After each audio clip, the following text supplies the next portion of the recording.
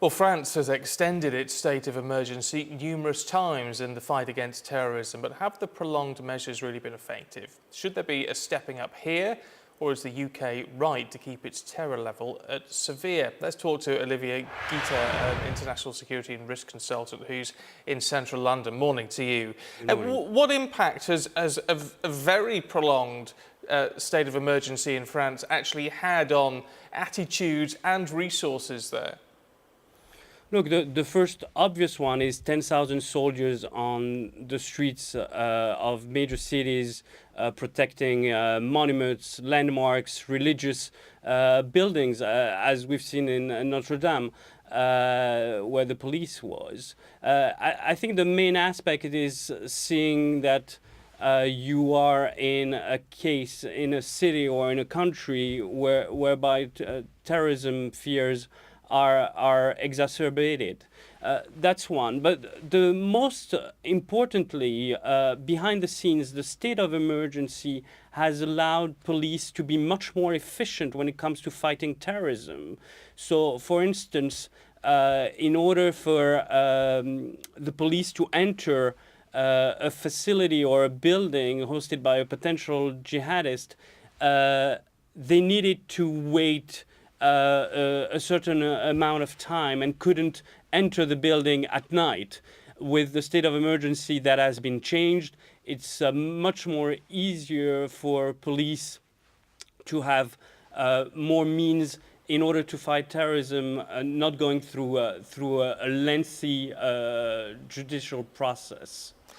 But there have been a number of attacks in France, a number of incidents, would perhaps be a better way to describe it, since this state of emergency has been in place. So it would lead some to question whether it has been as effective as people were hoping it was going to be.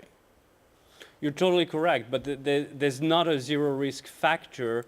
The question would be, why were the 4 last attacks in France targeting police and soldiers? So you can see it both ways. You can see that possibly police and soldiers on the streets are targets for jihadists, but at the same time you can say, look, instead of targeting civilians, they're targeting police and soldiers who have the wherewithal of basically defending themselves. Look, at Notre Dame just 2 days ago, if the jihadist had focused his aim at civilians for 1 or 2 minutes, the damage would have been much more serious, and police intervened right away.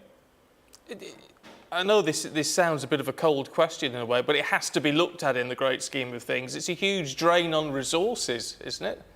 Yes, and that's the main issue. The army is overstretched. I mean, they work 24/7.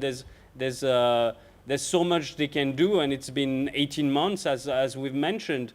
But at the same time, a solution has to be found in terms of the amount of physical security that needs to be there. So we're talking about soldiers, but also we should be talking about private security that has been increased in department stores, in a lot of public events, especially concerts, for instance. So it has changed, if you will, the security picture in terms of the public and the private as well. Of course, it's worth then trying to relate that to what's happening here in the UK, and our equivalent here is to have the threat level critical, which it was after Manchester, but only for a few days. Do you think it's worth looking again at how we set and establish our threat levels?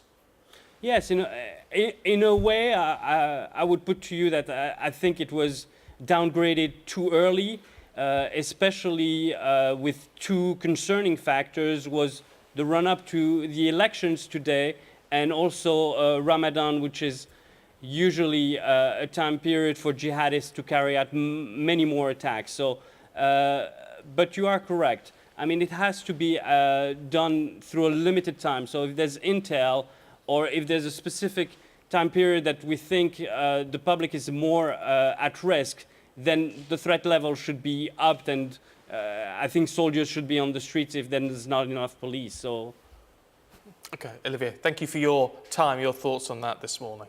My pleasure.